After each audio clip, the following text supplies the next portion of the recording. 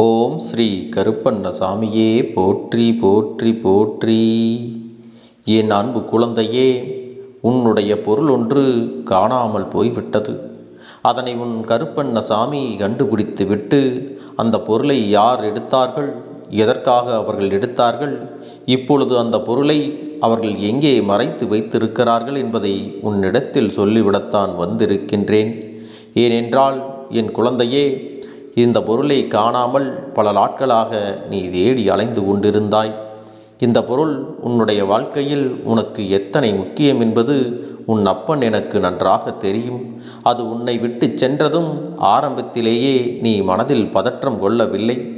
எங்கோ காணாமல் சென்று விட்டது என்றுதான் இதுவரை நினைத்து கொண்டிருந்தாய்.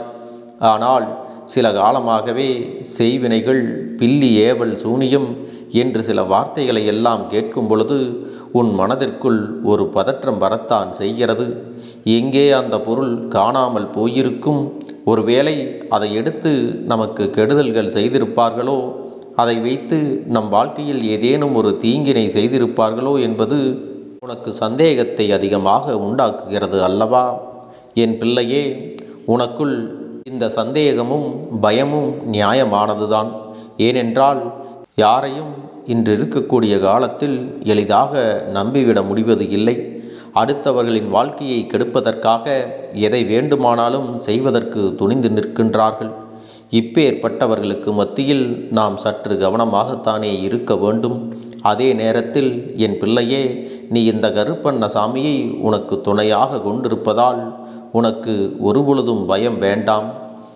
அப்பன் சொல்வதை நீ என்னவென்று முழுமையாக கேட்க வேண்டும். அதன் பிறகு உன் வாழ்க்கையில் உன்னை சுற்றி நடக்கின்ற விஷயங்கள் எல்லாம் என்ன என்பதை நீயாகவே தெளிவாக புரிந்து கொள்வாய்.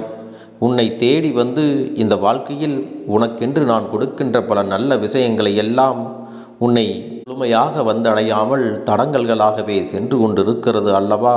என் பிள்ளையே, எந்த ஒரு இடத்தில் உனக்கு பிரச்சனைகள் வந்தாலும் சரி, அந்த இடத்தில் என் பிள்ளை நீ வாழ்ந்து காட்ட வேண்டும் என்று உனக்கு பலமுறை பல தைரியங்களை எல்லாம் இந்த அப்பன் சொல்லி கொண்டிருக்கிறேன். இந்த கருப்பண்ணசாமி உன் வாழ்க்கையில் நடக்கின்ற எல்லா விஷயங்களையும் உனக்கு தெளிவாக எடுத்து சொல்லியுமே என் பிள்ளை சில நேரங்களில் அதையெல்லாம் தவற விட்டு விடுகிறாய். கவனம் இல்லாமல் சிறு சிறு தவறுகளையும் நீ செய்து விடுகிறாய். இப்படி நீ கவனம் இல்லாமல் இருப்பதற்கு காரணம் தெரியுமா? ஒன்றல்ல, இரண்டல்ல, பல வேளைகளில் உன்னுடைய கவனம் சென்று கொண்டிருக்கிறது. இதை செய்வதா, அதை செய்வதா, இந்த வேலையை பார்ப்பதா, அந்த வேலையை பார்ப்பதா என்று எப்பொழுதும் ஏதாவது ஒரு விஷயத்தை நினைத்து கொண்டு ஓடிக்கொண்டே இருக்கிறாய். உன்னை சுற்றி நடக்கின்ற ஒவ்வொரு விஷயங்களும் உனக்கு தெளிவான புரிதலை எல்லாம் இன்னும் கொடுக்கவில்லை. எப்பொழுது எதை செய்ய வேண்டும், எப்படி செய்ய வேண்டும் என்று தெரியாமல் உன் மனதிற்குள் மிகுந்த வேதனைகளை நீ சுமந்து கொண்டிருக்கிறாய்.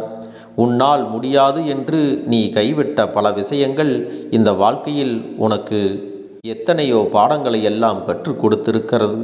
ஆனாலும் என் பிள்ளை, இந்த கருப்பண்ணசாமியின் வழிகாட்டுதலோடு நம்பிக்கையோடும் நிம்மதியோடும் வாழ்ந்து வருகிறாய் அல்லவா?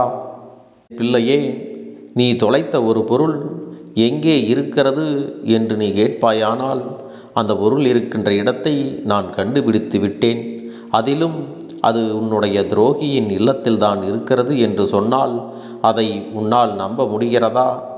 இவர்கள் எப்படி இதை செய்தார்கள் நமக்கு தெரியாமல் இதை எப்படி நம்மிடத்திலிருந்து எடுத்தார்கள்? நாம் இவர்களுக்கு இப்படி ஒரு வாய்ப்பை எல்லாம் உருவாக்கி கொடுக்கவில்லையே என்றெல்லாம் கூட என் பிள்ளை நீ நினைக்கலாம்.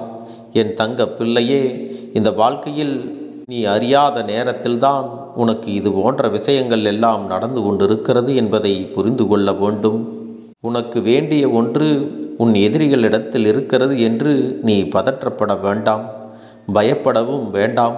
இந்த கருப்பண்ணசாமி சொல்வதை கவனமாக கேட்டு உன்னுடைய மன வலிமையை நீ அதிகப்படுத்த வேண்டும்.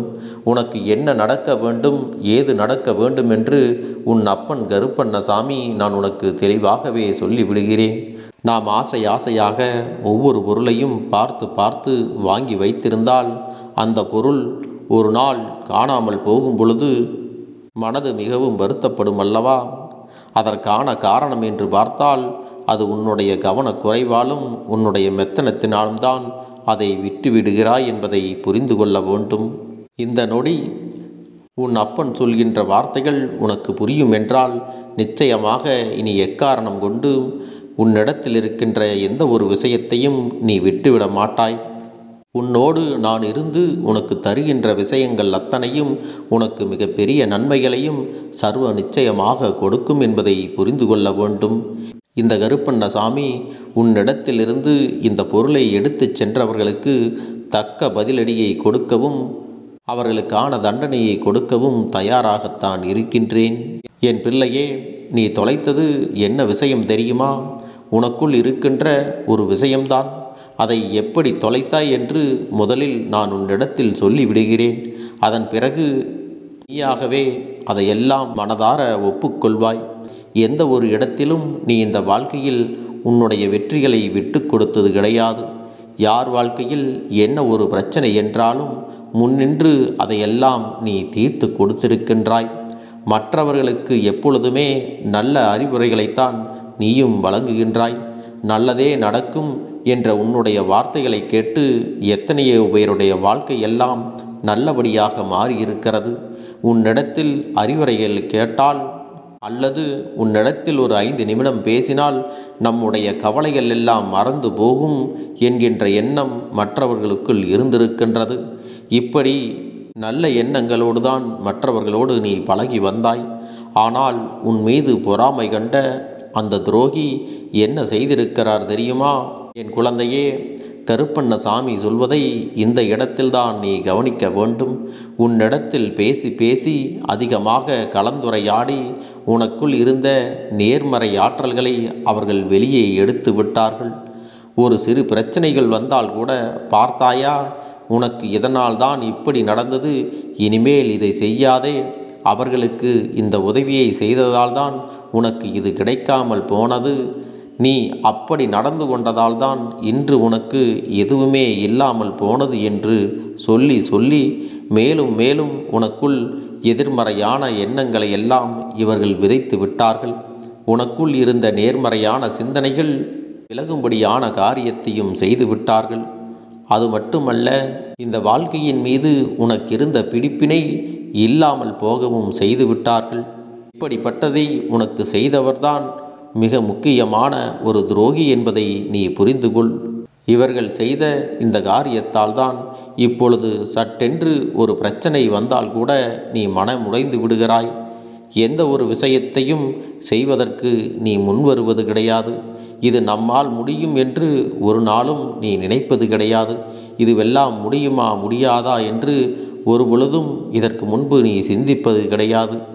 ஆனால் ஒரு சின்ன சவால் வந்து விட்டாலே அதை பற்றி நீ அதிகமாக இப்பொழுதெல்லாம் சிந்தித்து கொண்டிருக்கிறாய். என் பிள்ளையே, யாராவது இப்பொழுது உன்னிடத்தில் வந்து ஆறுதல் கேட்டால் கூட நானே இங்கு ஏகப்பட்ட பிரச்சனையில் இருக்கிறேன் என்று சொல்கின்றாயே தவிர யாரிடத்திலும் மனம் விட்டு பேச நீ நினைப்பது இல்லை. இந்த கருப்பண்ணசாமி சொல்வது எல்லாம் உண்மைதானா என் பிள்ளையே? அதனால் நீ இப்பொழுது என்ன செய்ய வேண்டும் என்பதையும் சொல்லிவிடுகிறேன். உன்னுடைய மனதில் நீ மீண்டும் மீண்டும் நேர்மறையான எண்ணங்களை கொண்டு வர வேண்டும். அதை நீ யாரிடத்திலும் தேடிச் சென்று பெற வேண்டிய அவசியமில்லை. அது உனக்குள் தானே இருக்கிறது. உனக்குள் இருக்கின்ற இந்த நேர்மறையான சிந்தனைகளை நீ வெளிக்கொண்டு வர வேண்டும். உனக்குள் இருக்கின்ற இந்த நேர்மறையான ஆற்றல்களை நீ மீண்டும் தட்டி எழுப்ப வேண்டும். இதையெல்லாம் சரியாக நீ செய்து விட்டாயானால் இந்த வாழ்க்கையில் இனி உனக்கு நடக்கவிருக்கின்ற எல்லா விஷயங்களும் மிக பெரிய மாற்றங்களை கொடுக்கும் என்பதில் எந்தவித மாற்று கருத்தும் கிடையாது. என் பிள்ளையே, இனி எந்த பொருளும் உன்னை விட்டு காணாமல் போவதற்கு நீ ஒருபோதும் வாய்ப்புகள் கொடுக்கக்கூடாது என்பதை புரிந்து கொள். எதுவும் உன்னை விட்டு செல்ல நீ அனுமதிக்கக்கூடாது. என்னென்ன மாற்றங்கள் எல்லாம் இந்த வாழ்க்கையில் உனக்கு நடந்தது, என்னென்ன திருப்பங்கள் எல்லாம் இந்த வாழ்க்கையில் உனக்கு கிடைக்கப் போகிறது என்பதை உணர்ந்து நீ மகிழ்ச்சியாக வாழ வேண்டும். என் தங்க பிள்ளைக்கு இந்த கருப்பண்ணசாமியின் ஆசீர்வாதங்களும் அன்பும் துணையும் என்றென்றைக்கும் முழுமையாக கிடைத்து கொண்டே இருக்கும்.